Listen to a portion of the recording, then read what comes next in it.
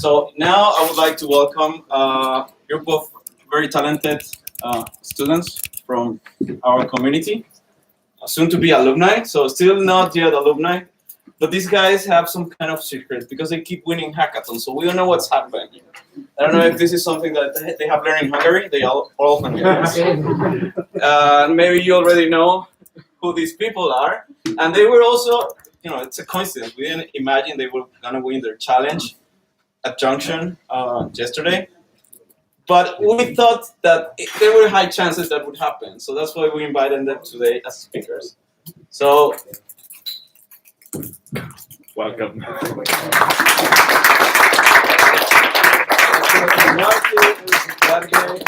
Peter, Mickey, and Botan. I hope I pronounce all the Hungarian names correctly. Yeah, we can use this one. So, we just need to turn it on again. Let me stand by for a while. And hopefully you will share that. I'm sure there is some logical explanation on why you keep winning. Right. And also, I think we can also. Hey, all right. Nice meeting you. And if you have a direct question to me, just drop me an email or call me. You sort of like, don't worry. Okay, thanks. Thank you.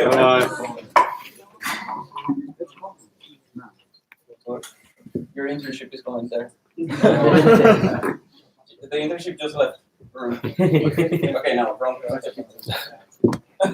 Yeah, we're on a different schedule now. Okay, so let's see.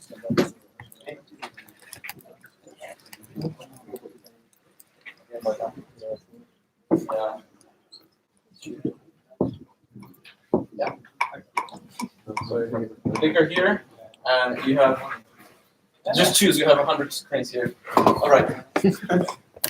Okay, so hi guys, my name is Gege, and tonight we'll walk you through our hackathon winning process and also give you some insight into some of our projects and how we did those and what the outcome was. But mostly you might know us because of this article, which established our street cred in EIT as the hackathon guys.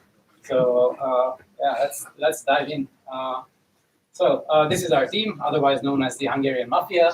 We are all Hungarians, all from EIT, but from different tracks and different universities. So some of us are here in Aalto, others are now in Stockholm, and all in different tracks. So it's kind of a great team, not really diverse in terms of gender, but otherwise it's really good.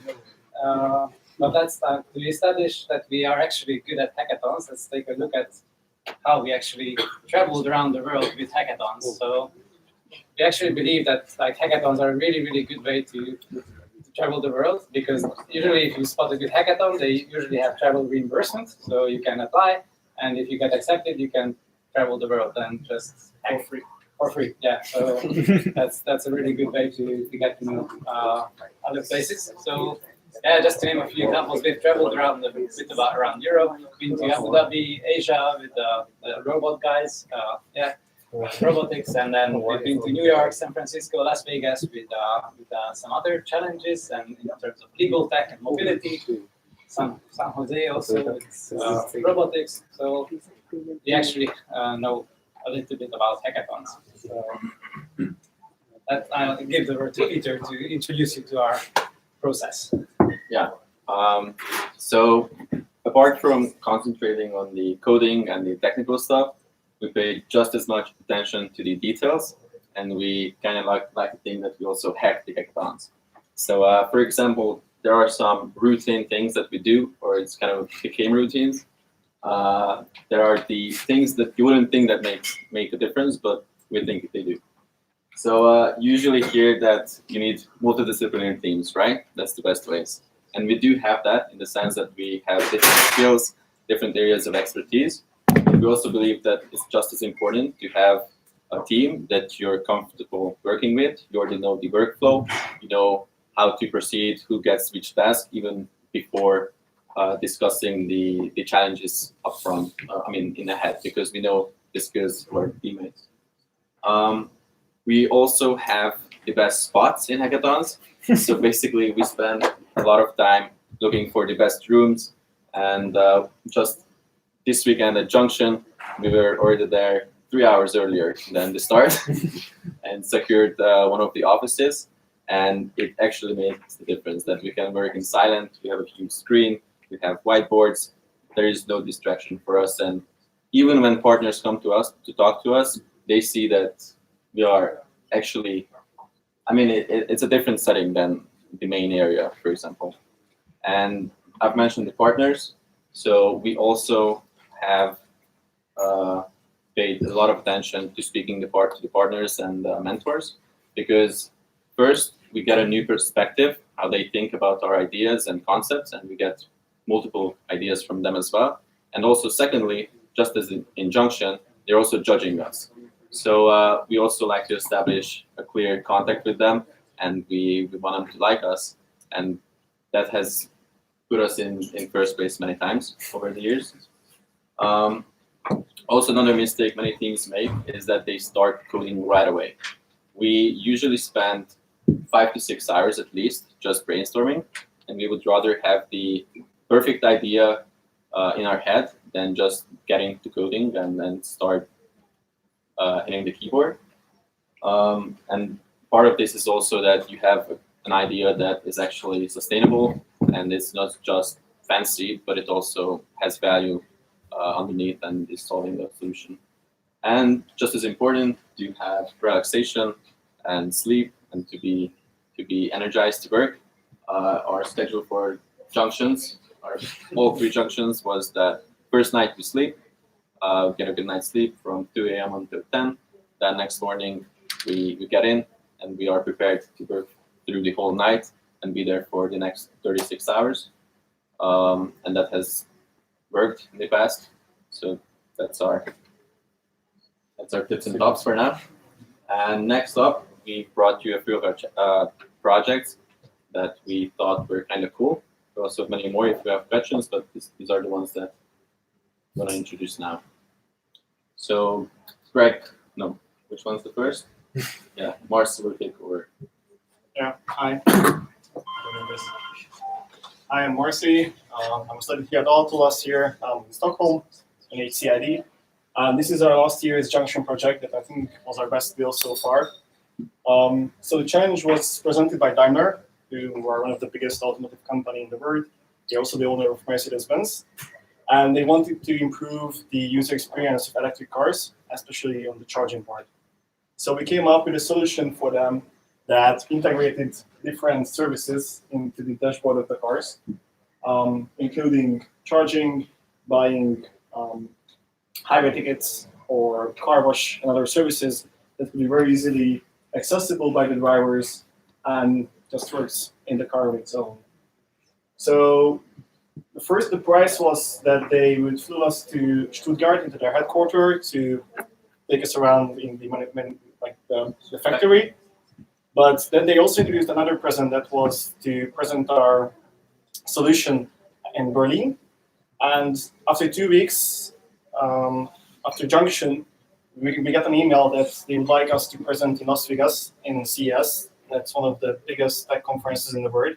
It's like a huge place. So in January, all 4 of us went to Las Vegas, and we were there in the Mercedes-Benz booth. That was like 500 people. I don't know, like there was like many people from Mercedes-Benz as well. We spent there like 3 days, and it's like an experience that I think we'll never forget. And then, yeah, we went to Stuttgart in March. We were driving around the brand new Mercedes cars as part of the experience. And also we went to Berlin to the Tech Open Air Festival in June to present our solution there. So this is something that we made very good partnership with Mercedes. You can also see the best room, last year's venue. Yeah, so last year's Junction was in Dipoli. Most people were working in these very crowded areas in like small tables, and we kind of found an empty office. So that was closed. So, but the janitor opened the door. Yeah, so that was also part of the process. So this is what we did for Mercedes. Yeah. So this is a This is a project from last year. This was from the Global Legal Hackathon, which is a three-stage hackathon, one in Budapest, an online round, and the finals in New York City. And this project was based on legal technology. So we came up with an idea. This was at the time when GDPR was really on high popularity. So we created an application that makes it very simple for individuals to access their digital footprint. So you just request data from companies, and it's a very simple process. And this solution we actually developed further. So we created a prototype, an MVP, founded a startup. So this was kind of like a big deal for the past year, but unfortunately GDPR kind of died down after a year. So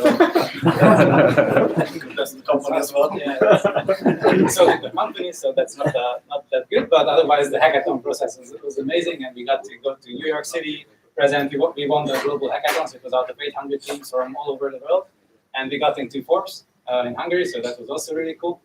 So yeah, that hackathon kind of took us places. So it was a really cool experience.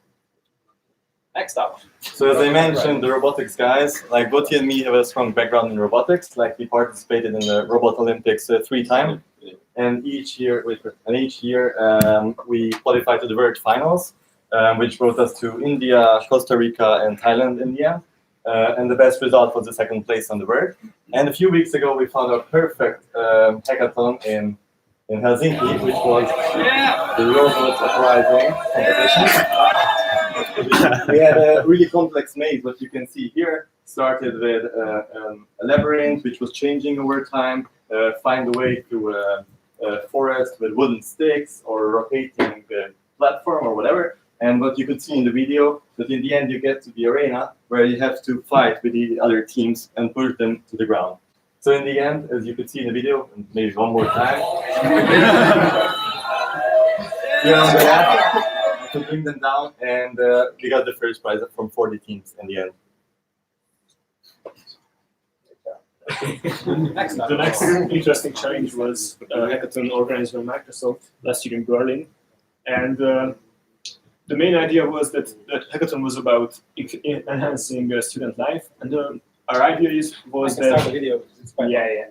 So we faced the problem in Berlin that the libraries have a few seats empty usually, and you need to go around the library for 20 minutes to find the perfect seat and an available seat.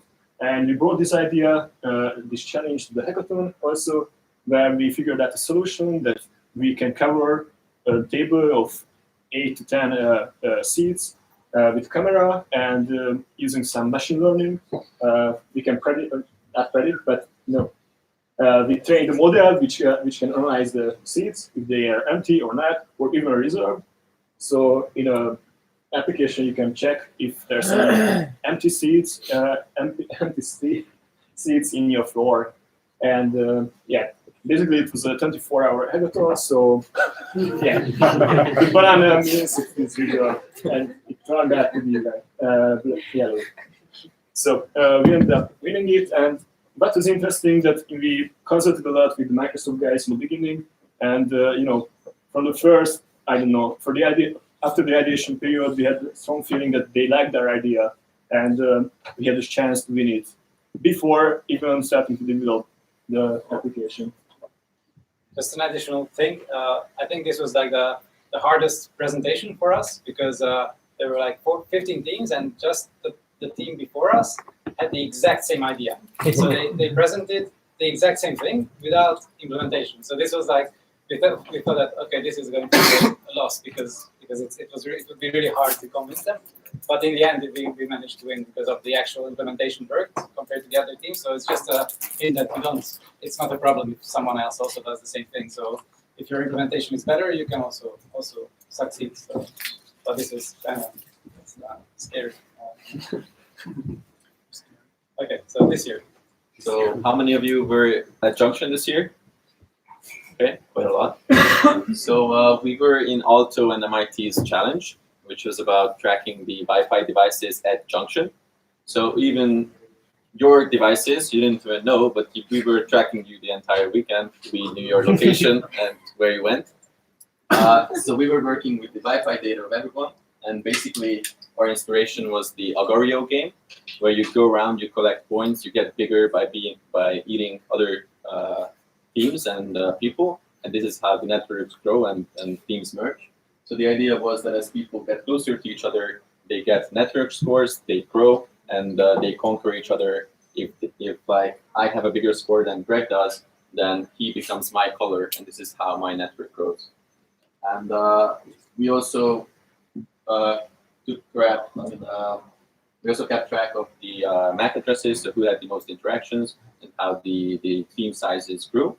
And the underlying value behind this was that event organizers could use this data for future venue planning. So for example, they know the people flows, how people move in certain situations, emergencies, and this is how, and what's the best way to actually put down their building blocks, like the main stage, the info point, the stack bar, and they could see real life instantly how that would impact or influence the movement of people.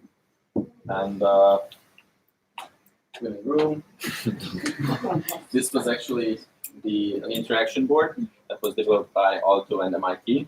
It's also really hard, we didn't mention that before, that if you have hardware available at the hackathon, it's really cool to use it. Even the mentors were actually more enthusiastic about us, I think only because we were using their hardware. We were the only team to use their hardware, so that was also a big plus for us.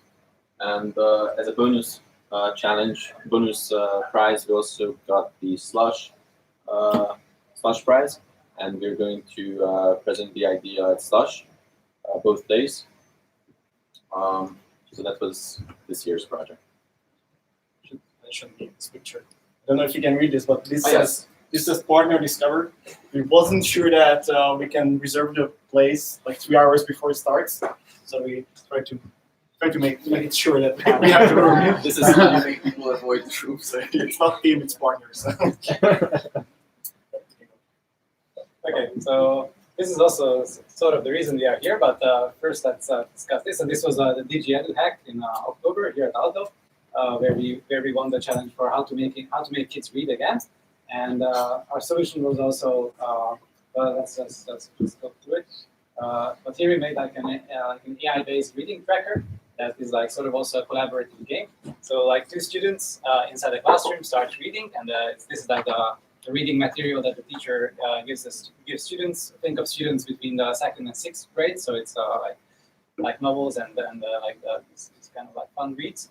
So the reading tracker reads like their progress, and after a given section, there is a collaborative game. This is actually the prototype we built in 24 hours, so it's a real-time drawing game, and one user sees what the other one is drawing and needs to guess the drawing, and the drawings are created by the teacher, so they decide what the class should draw. And when you successfully draw something, you get a badge, so it's also sort of like gamified. And we created this interface for the teachers to see how their students are progressing with their reading. And also, yeah, this is like sort of like a side project that we created, like a sentiment analysis tool that was viewed like looking at your face while you were reading and adding your sentiments during your read, like excitement, anger, fear, into the web dashboard, so that the teacher could also see what was happening. So with this project, yeah, we did. This was like zero sleep, so it was kind of a hard hackathon, but we managed to win it. And right now we are actually developing an MVP with the challenge owners in the city of Kauniainen. Yeah. So that's really exciting, and we'll get to work with like 2nd and 6th graders to test our app, and like they will be able to play the game. So it's really fun, and also I think kind of the reason why we are here to like meet other people and cultures. But also why we are here is that there is actually still a voting going on for this project. So this is going to be a shameless advertisement that you go this address and vote for our project, because the top 3 projects out of all DG Edu Hack winners get to become digital education ambassadors and also win 5,000 euros. Want to win that? And this website you will see has been designed to not get people to vote. So you will see that there's like you have to create an account, then you have to reset your password, and the password has to be uppercase, lowercase, number, and special character. It's not or, it's and then you will have to vote for Booklistics, and there's no big vote button. It's this nearly transparent. So thank you for your attention, and please vote. It's actually possible to see who voted, so we can, we can see who voted. So please vote. And we are happy to answer any questions regarding process, projects, Locations. Okay, yeah, these are the projects. You want to vote, keep the slide back. Sorry? Oh, yeah, I'm sorry. So yeah, that's true. Yeah, we are currently in the 4th place, and the top 3 teams will win the challenge. So we really need your votes. So if you have any questions, we'll be around. Yeah, well, we didn't clap, but I guess.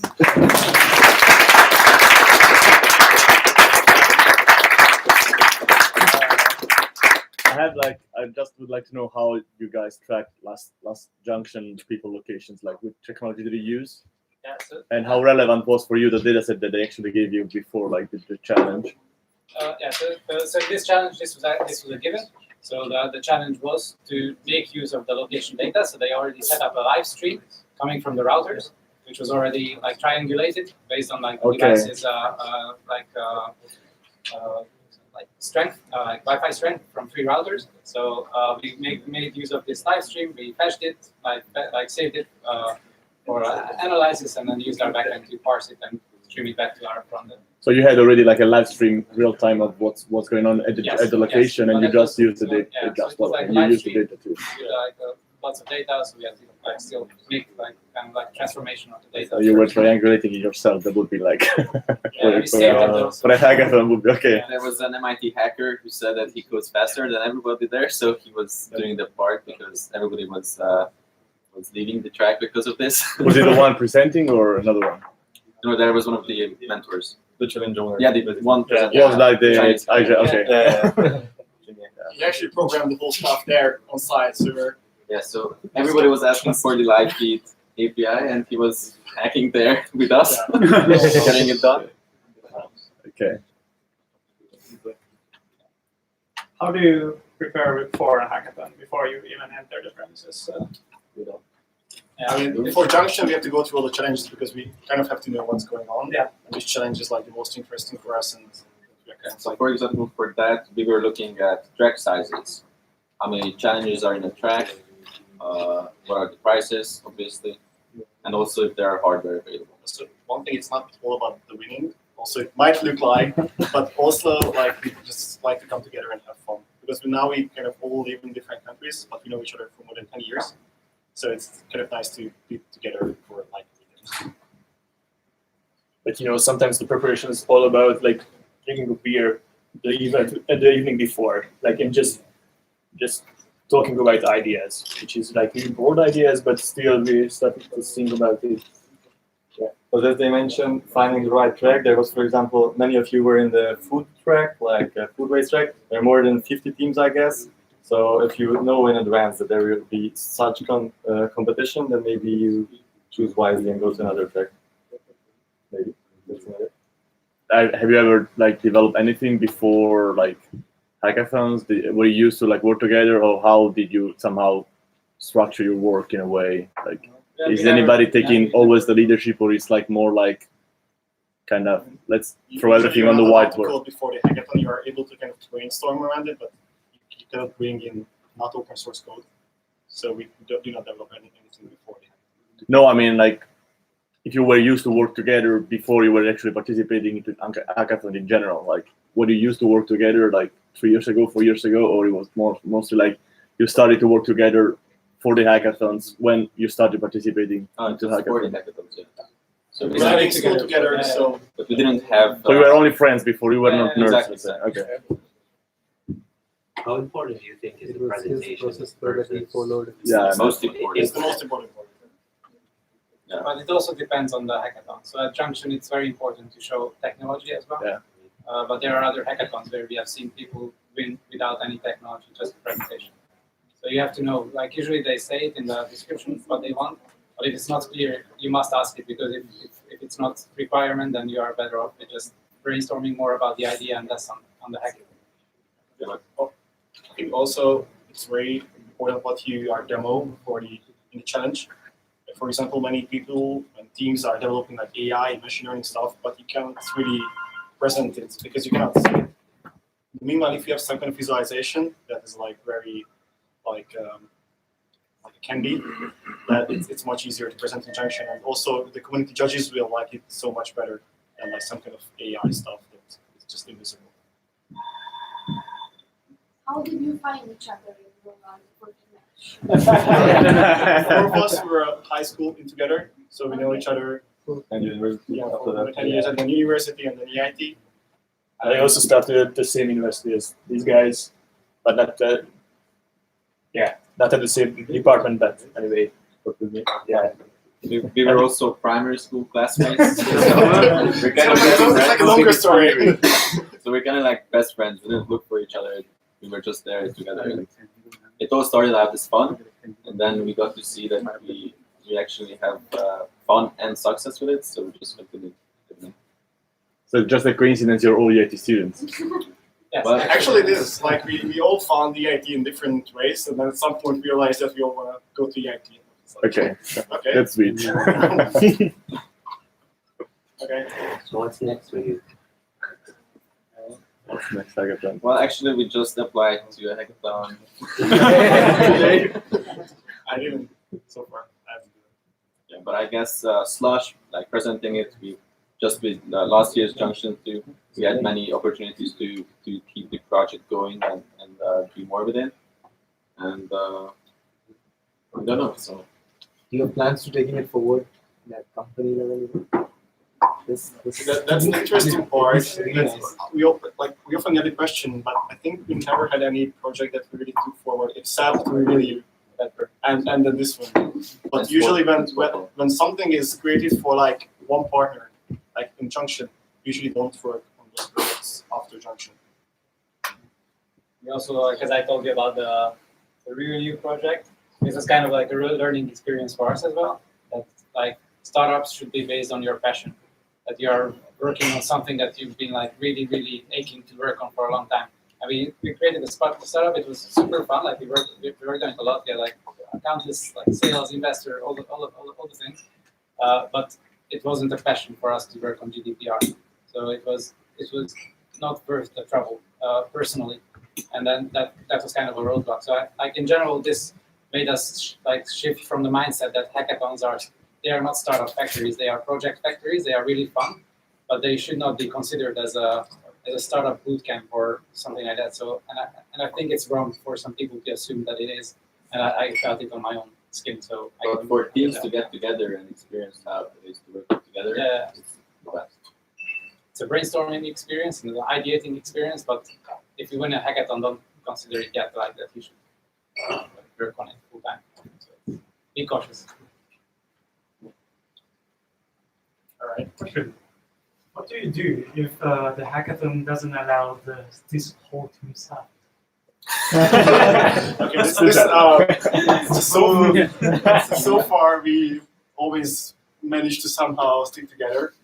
So there have been some very very dangerous situations where they were like, okay, we have to create like diverse teams and like random team-ups and stuff, but somehow we always manage to find each other randomly in the crowd and meet together.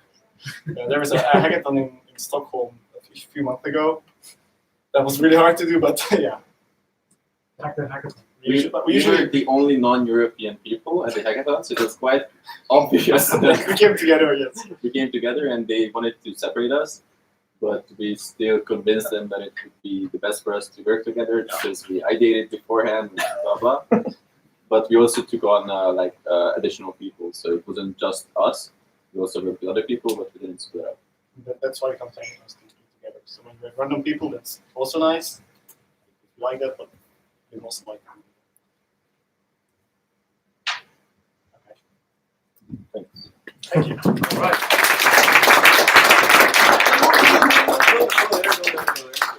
There are some few interesting insights. So we learned that Forbes in Hungarian doesn't have any accent, so it's written as in English, the same. But also because you have already, this was a bit difficult. So you got an award yesterday, and we also like to reward our speakers. So if any one of you for the future event wants to speak as well, you will get a nice award. So we have small something for you. So this is a voucher for Leole Sauna.